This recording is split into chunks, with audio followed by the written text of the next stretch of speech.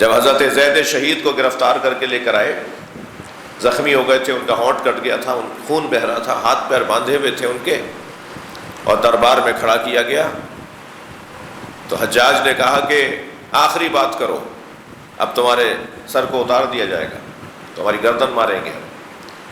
تو حضرت زید شہید نے فصیح و بلیغ، اسی حالت میں فصیح اور بلیغ خطبہ ارشاد فرمایا، اور اس خطبے کا عنوان فضائل مولا علی تھا۔ مولا علی کے فضائل پڑھنا شروع کر دیے۔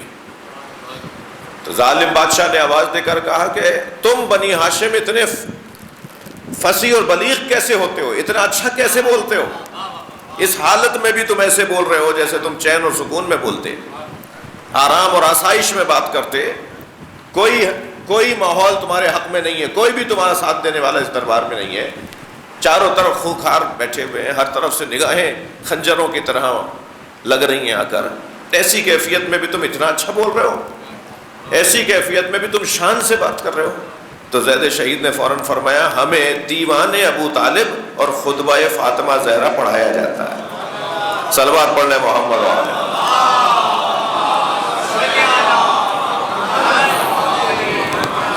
ہم دیوان ابو طالب پڑھتے ہیں اور جناب زہرا کے خطبوں کو پڑھتے ہیں، جس کی وجہ سے ہمیں بولنا آ جاتا ہے۔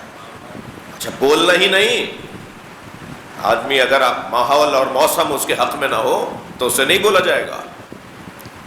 جی یہ پنکھے ہی بند ہو جائیں، گرمی ہو جائے تو ہم سے بیٹھا نہیں جائے گا، ہم سے اچھے الفاظ نہیں بولے جائیں گے، ہم سے اچھا سوچا نہیں جائے گا۔ ماحول اگر حق میں نہ ہو، ماحول اگر مناسب نہ ہو تو انسان بات نہیں کر پاتا۔ یہ کس نے سکھایا ہے پورے خاندان کو، سیدہ کی ساری نسل کو کس نے سکھایا ہے کہ حالات کچھ بھی ہوں تمہیں بولنا ایسے ہے جیسے بولنا چاہیے۔ لہٰذا جناب زہرا کے بچوں کے خطبے، خود جناب زینب کے خطبات کوفے کے اندر، شام کے بازار کے اندر، آپ ذرا کچھ دیر کے لیے تصور کریں، پوری نسل تربیت کر کے چلی گئی جناب زہرا ون پوائنٹ ایجنڈے پر، اور وہ ایجنڈا یہ ہے کہ دین محفوظ رہے، انبیاء کی محنتیں محفوظ رہیں، یہ ظالم آتے جاتے رہیں گے، یہ ظالم اپنے ظلم کی نشانیاں چھوڑ کر جاتے رہیں گے، مگر ہر دور میں ایک گھر ایسا ہو جو تہذیب کا محافظ ہو، جو اقدار کا محافظ ہو، جو انسانیت کا محافظ ہو۔ لہٰذا سارے بچے جناب زہرا کے اسی انداز سے، آپ جس امام معصوم کی زندگی کے حالات کو پڑھیں، بھرے درباروں میں اپنے خلاف ماحول کے اندر کھڑے ہو کر جس انداز سے ارشادات فرماتے ہیں، وہ جناب زہرا کی تربیت ہے، وہ بی بی فاطمہ کی تربیت ہے۔ اب ذرا خود سوچئے، جناب زینب، شام کا دربار، بیویوں کے حلقے میں جناب زینب کھڑی ہیں، شمر گزارش سنا رہا ہے، اور اس نے جیسے ہی کہا کہ ہم نے حسین کو گھیر کر، بھوکا پیاسا کر کے انہیں گھیر کر مارا، سارے جوان مار دیے، سارے بچے مار دیے، سارے اصحاب مار دیے، اور پھر حسین جب تنہا ہو گئے تو حسین کو ہم نے گھیر کر مارا، تو اس وقت جناب زینب سے رہا نہیں گیا، بیویوں کے حلقے سے ایک ایسی آواز آئی کہ گویا علی بول رہے ہیں، اور آواز یہ تھی اسکت ایھا الکاذب ابن الکاذب، خاموش جھوٹا اور جھوٹے کی اولاد۔ بہت بڑا جگر چاہیے، یہ یوں ہی مرید نہیں ہے ساری دنیا اہل بیت کی، صلوات پڑھے محمد وعلیہ۔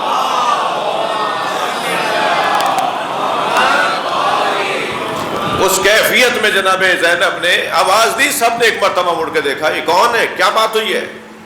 کہا یہ حسین کی بہن زینب ہے۔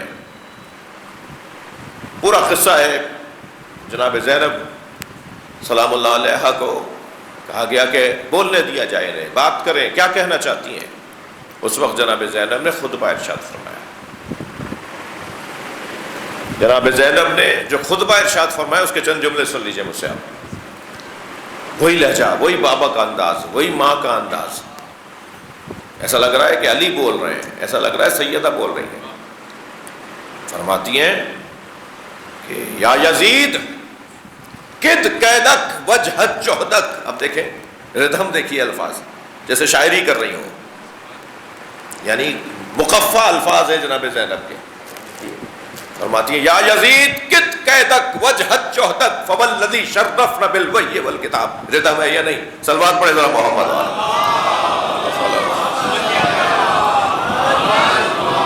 شاعر حضرات بہتر محسوس کریں گے اس بات کو کہ باقاعدہ جیسے شاعری کا انداز، بول رہی ہیں، خطبہ دے رہی ہیں حضرت، اور وہ خطبہ گویا ادبیات کا شاہکار خطبہ ارشاد فرما رہی ہیں، ردھم کے ساتھ اور باقاعدہ قافیے کے ساتھ اور ردیفوں کے ساتھ۔ یا یزید کت قیدک وجہت جہدک فوالذی شرفنا بالوحی والکتاب، اے یزید جتنی چالیں تو چل سکتا ہے چل، کت قیدک چالیں، قید سازشیں، وجہت جہدک جتنی تو کوششیں کر سکتا ہے کر، فوالذی شرفنا بالوحی والکتاب، اے یزید اس اللہ کہ کیے ہوئے کو تو کیسے مٹا سکتا ہے جس اللہ نے ہمیں قرآن کی صورت میں اور نبوت کی صورت میں شرف عطا کیا ہے۔ یہ شرف تو ہم سے نہیں چھین سکتا، تو ہماری گردنیں اڑا سکتا ہے، تو ہمیں اسیر کر سکتا ہے، مگر قرآن ہمارے گھر میں اترا ہے، نبوت ہمارے گھر میں ہے، اس شرف کو ہم سے کیسے لے لے گا؟ صلوات پڑھے محمد والے۔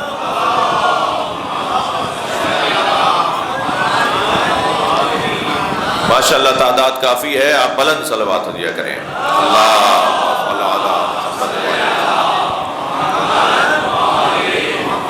پھر اس کے بعد حضرت فرماتی ہے کہ یہ جھوٹ بول رہا ہے، ان اخل حسین، میرا بھائی حسین، لا یترک فی الکوفہ الا وفیہ باکن و باکیہ، میرے بھائی حسین نے کوفے میں کوئی گھر نہیں چھوڑا جہاں جنازہ نہ بھیجا ہو، ہر گھر میں ایک بندہ، ایک میت بھیجی ہے میرے بھائی نے، اکیلا بھائی تھا میرا، مگر شان سے وہ لڑ کر دنیا سے گیا ہے، خوب اپنی پسند کا جہاد دکھا کر دنیا سے گیا ہے، اپنی طاقت اور اپنی شجاعت کا مظاہرہ کر کے میرا بھائی گیا ہے، یہ جھوٹ بول رہا ہے۔ میرے بھائی نے ہر گھر میں جنازہ بھیجا ہے، یعنی دشمن کے گھروں میں، یزیدی سپاہ کے اندر ہر گھر میں ایک جنازہ بھیجا ہے۔ کس نے مارا ہے؟ حسین نے مارا ہے۔ کس نے مارا ہے؟ حسین نے مارا ہے۔ ہر گھر سے آواز آ رہی ہے حسین نے مارا، حسین نے مارا ہے۔ یہ 72 کو لے کر آئے تھے، ان کو سب کو مار دیا، پھر حسین نے اتنے مار دیے۔ لیکن جب میرے مولا نے اپنی شجاعت کا بھرپور مظاہرہ کر لیا، عجیب رنگ تھا امام حسین کا کربلا کے میدان میں، کچھ دیر تک حضرت نے اپنی شجاعت، اپنے بابا کے جوہر دکھائے، اور اتنا روب طاری تھا میدان کربلا میں کہ سپاہی بھاگتے ہوئے کہتے تھے حسین آ رہے ہیں، حسین آ رہے ہیں، الحفیظ الامان، بچاؤ حسین مار دیں گے۔ اور یہ بھاگ کر دوسری طرف جاتا تھا تو وہیں سے سامنے سے امام حسین آتے نظر آتے تھے، بلا تشبیہ برق کی مانند میرے مولا میمنے سے میسرے میں چلے جاتے تھے، میسرے سے قلب لشکر میں آ جاتے تھے، جی قلب لشکر سے صورت لشکر میں آ جاتے تھے، صورت لشکر سے ایک مرتبہ قم میں چلے جاتے تھے۔ ایک انسان، ایک وجود، کربلا کے میدان میں حضرت نے وہ جوہر دکھائے ہیں، اور پھر جب طے ہو گیا کہ اب یہ تم نے سمجھ لیا کہ میں مجبور نہیں ہوں، دشمن پر جب یہ طے کروا دیا، روشن کر دیا کہ میں مجبور نہیں ہوں، میں تمہارے ہاتھ میں مجبور نہیں ہوں، میں مشیت کا پابند ہوں، تو اس وقت امام حسین کو آواز آئی، یا ایتھا النفس المطمئنہ ارجعی الی ربک راضیۃ مرضیہ فادخلی فی عبادی وادخلی جنتی۔ صلوات پڑھ لیں محمد۔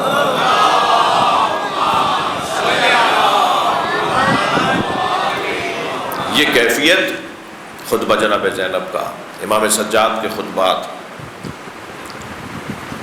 جناب زہرا نے سکھایا ہے کیسے دین بچانا ہے۔ ساری نسل،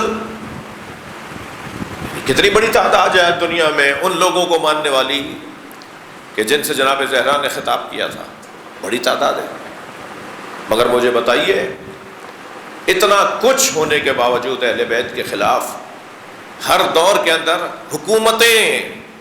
حکومتوں نے کام کیا ہے کہ کسی طرح سے یہ نام مٹ جائیں، حکومتوں نے بجٹ پاس کیے ہیں تاکہ کسی طرح سے یہ نام مٹ جائیں، مگر اتنا کچھ کرنے کے بعد بتائیے سب سے زیادہ نام کس کا روشن ہے؟ سب سے زیادہ کس کی بات روشن ہے؟ کس کے چاہنے والے زیادہ ہیں؟ وہ ان کے جنہوں نے قربانیاں دے دیں، ان کے جنہوں نے اپنی جانیں دے دیں، مگر نظریے سے ہاتھ نہیں اٹھایا، عقیدے سے ہاتھ نہیں اٹھایا۔ آپ ہر ایک اولاد زہرا سلام اللہ علیہ کے ہر ایک اولاد کا احوال پڑھ لیجئے، یہی شان رہی ہے۔ امام علی نقی کو متوکل نے رات کی تاریکی میں نصف شب امام علی نقی کو گرفتار کر کے لے کر آئے. پوری نسل کو جناب زہرا نے ایک ایجنڈا دیا ہے کہ کسی طرح دین بچتا رہے، تم قربان ہو جاؤ. آدھی رات میں امام علی نقی کو اٹھا کے لائے، ہاتھ میں اس کے ایک جام ہے، مولا کو کہتا ہے یہ پیو. حضرت نے فرمایا نجاستیں ہم سے دور ہیں، صلوات پڑھے ذرا محمد علیہ.